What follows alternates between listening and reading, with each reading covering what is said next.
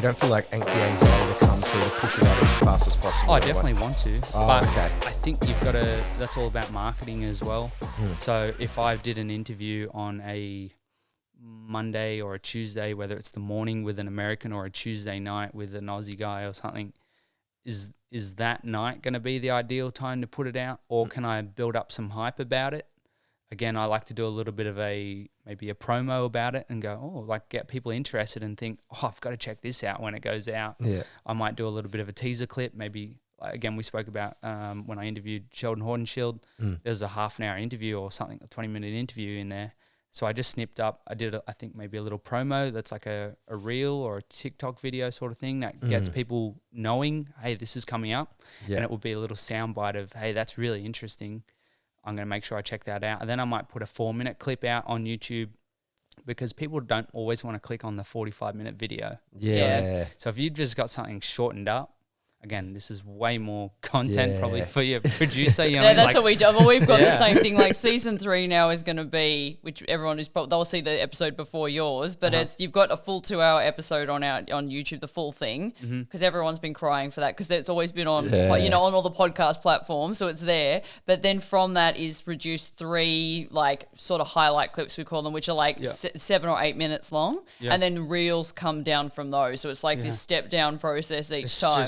So much content. Hey, like if it was just make a video and put it out, then I remember I was just listening to Stu's podcast with you guys that there's just so much more that goes into it, that to make it all happen. And at the end of the day, you're trying to squeeze the most out of it. If you've got the content there, it's up to you and that computer to make it happen. So Brooke's pretty good. Brooke's pretty good at making all that content. I basically host it now, and Brooke just like makes it look. Shit looks mad, doesn't it? I wish, really, honestly, I've seen some of your stuff pop up, and I'm just like, when you asked me to do this, I was like, of course again, because the effort I could see just from a clip of you talking to someone, the audio, the switching of, putting it out, understanding what it's about. You guys.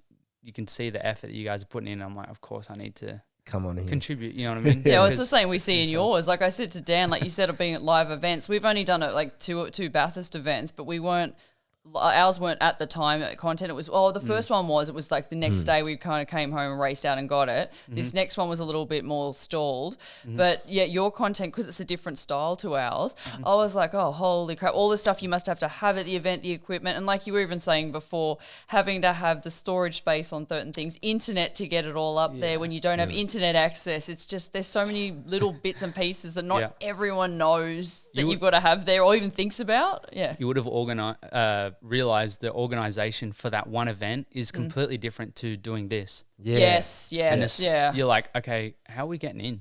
Like, are we allowed to do what we're doing? What's this going to take? We need to book flights. We're flying all over Australia and the States. And want to do more. I'd love to go to New Zealand, by the way, but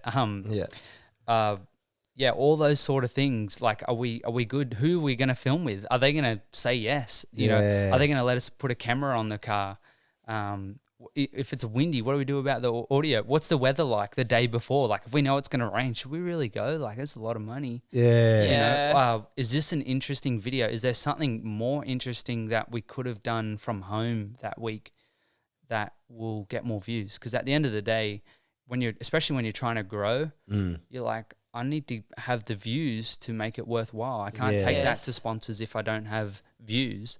So I've got to be smart about how these early stages are so, and I know you said season 3, but I guess we're a similar sort of period, but it really is important to make smart decisions about all that. But going to the racetrack, as much as I love doing that, I also hate doing it because it's so much more work to make happen. I go to Queensland tomorrow to go to Toowoomba. We're actually meant to be filming with Brody Kostecki. So so that'll be pretty cool. But ask if he wants to come on. I will. Hey, I didn't realise that did he jump into speedway? Did he? He's doing sprint cars like Van Gisbergen and I was about to say because he just recently left. Supercars, right? Well, he just did the test day and he would have gone up to Toowoomba. Oh, he's still racing. Sorry, I was getting the Kostecki's mixed up. There's 3 of them. There's only one race. My bad. Don't worry. I think people assume that I know everything about speedway and sprint car racing.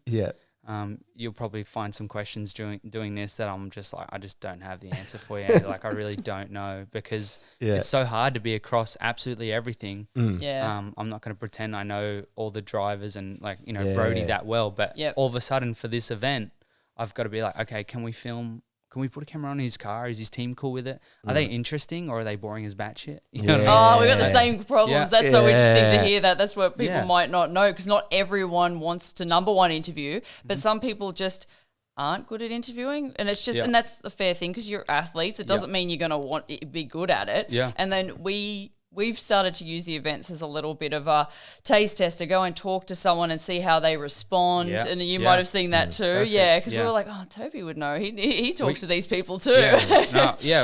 Honestly, if there's someone I can help you out with to say, hey, we want to have them on, and this is, it's just their makeup, you know. Yeah. And I would hate for them to be putting it on for me. Yeah. Because at the end of the day, you're trying to show who they are and tell a story about how they go racing. That's what I'm doing.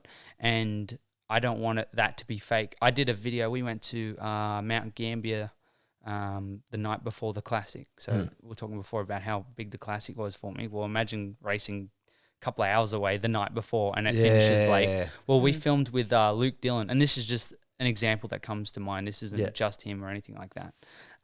But he was they're more than happy to put a camera on the car, follow us around, do whatever. I'll talk to camera. But I interviewed him, and he's just a bit flat. Yeah. And you're like, that's it? Like, you know, like, that's not interesting. Yeah. But that's him. And I love that was him. Yeah. And when I put that out, I'm not saying it's great, but I'm like I might say, oh, you know, can you expand on it? You know, I guess that's asking a little bit of him. But honestly, it's like, hey, if that's you and that's how you go racing, I want the people to watch that and go, oh, that Luke Dillon's a quiet guy, but when he gets on the track, he's a gasser, you know? Yeah. So at the end of the day, that's them. When someone's eccentric and goes off and talks for 10 minutes, I mean, other than trying to fit that into a video, it's like, hey, that's you. Like Brooke Tatnell will talk to you for like, his answers will be like a couple minutes long, like how was your night? You know, you know what surprises me? He's so passionate all these years gone on. You know what I mean? Brooke's such a good dude. Like honestly, I'm not gonna say I know him that well, although our families, I mean, he's a Sydney guy. Yeah. But you know, he'll talk to me. He'll give me all the time of day. He's just like, those people are so good for the sport. And that's one thing that, probably getting a bit off topic, but something that really frustrates me. Like Luke Dillon won a lot of races, successful guy from South Australia, great sprint car racer. He was running third at the Australian title the other week for, you know, like he's a gasser. Yeah. And I mean, if that's him, that's great, but he's not hurting the sport. That's just, you know. And then you got Brooke Tatnell, who's the first guy you'd ring up to be like, hey, we need to do this. I mean, he's an older guy now, I guess, 40s or 50s. But Max is retired and he's still going. That's what I'm still shocked by. Oh, is Max retired? Max hasn't really retired. Okay. I don't think officially, but I think he kind of has. Yeah. Maybe he just didn't like the fanfare, so he just let it kind of die. I really don't know again, but last time I spoke to him, I don't think he hadn't really retired, but it's been a year or two since he raced. So there's that. But yeah, that's one thing. That's what I was going to say before. Is it really frustrates me that you don't have to be awesome for the sport, but just don't be bad for the sport. Yeah. You know, don't be against the media. And to be perfectly honest, there are a couple of drivers and people in our sport, and I guess they're everywhere. And again, that's also who they are. Yeah. But when it's like, hey, we're trying to make this worthwhile for you, you don't have to do anything. Just let us ask you a question, or just, you know, I don't care if you want to play the villain or whatever, but let us like actually show that so that we can grow what you're doing. What if no one watches what you're doing? All of a sudden, this sport isn't what it is anymore. So just be open to that, and that's why I really, really do. I love and appreciate the way that Brooke goes about racing as a whole, not just in the car, but obviously outside it. Yeah. Have you had your camera on Matt Dumston yet, or not? No. So again, he's polarized. He's a bit of a polarizing. Yeah. You know, I mean, he's characteristic. Yeah, 100%. You know, that they're great to be interviewed. Both Marcus and Matt, the ones currently racing. I've never had them say no, I don't want to be interviewed. Yep. They're totally cool with that. I obviously show different sides. Like if you have a great night and I show that, then you're stoked. If you have a night where you just mouthed off at someone and I caught it and I show, again, I might not show all of it. I'll show a piece of it. Yeah. It's like, because I got to fit it into a video. It's like, all of a sudden you're like, that Toby, man, he's an asshole. Like, why would he do that to me? Do you know what I mean? And you're like, man, I'm not doing anything intentional to you. I'm showing what happened at the racetrack. Yeah. So it's like, Dan, I don't have a problem with you, but it's like, that's you. But there's those sort of things you got to balance. But getting back to the Dumsneys, they just don't like cameras on the car. And they're not the only ones, by the way. Like, it's almost... Is Brock Hallett another one or not really? No, I've had camera on his car. Oh, yeah, that's right. I remember that a while ago, yeah. I've had him a few times, actually. At I know at Eastern Creek, I've been on his car. I think the first night ever at Eastern Creek, I think I was on his car. Could be wrong. Might have been another one. He, for me, watching Sprintcar, like as you know, I've been a Sprintcar fan for ages. He's just come out of the woodwork and just, you know what I mean? Like, he just came on and just kind of hit his strides. So he's been around. He raced, I think it was Formula 500s for years, and then came into sprint car racing, and it was kind of like, oh yeah, he's just a guy kind of stepping up. And that's what I've said in my videos, especially after the Classic wrapping up, was he's put in the hard yards. Like, they've got, again, every team that's successful has got some sort of a backing. Like, it costs money to go racing, you know. But they've put in just as much effort as what they have money in that. Yeah. And he's just chipped away. And honestly, for the last year or so, like, we've only started doing at-track videos since December a year ago. So what's that? Not even 15 months. And any races that we've been to that he's been at, he's just been chipping away. And then this entire, I think at the end of last season, I was like, man, that guy's, you know, coming on. He's sniffing around. And then this whole year, every race he's been to, he's been one of the most consistent guys. And then, I mean, don't get me wrong, it was probably a bit of a shock to see him win the Classic, but look at all the results. You got Cody Morosky wins at Toowoomba. You've got Jock that won the week before at Archerfield.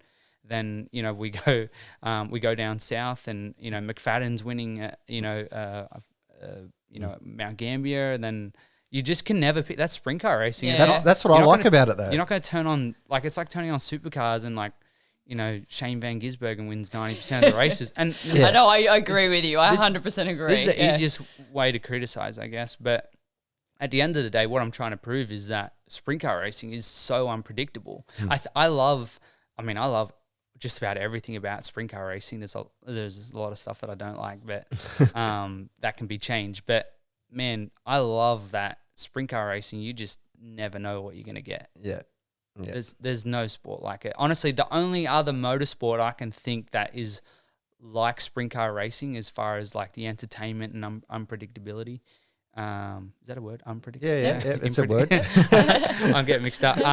But honestly, it's probably MotoGP. Yeah. Like, you can turn that on and be like, yeah. Marquez just won by like 10 seconds. That wasn't that great. And then like the next week, you're like, he ran fifth, and they were just dicing around everywhere. You just never know. Yeah. And that's what the big aim for Sprint Car Hub is, to be like, every race is awesome. Let me show you what happened. Yeah. You know, Yeah. and unfortunately, we're just two guys, and we decide to follow one or two guys that night.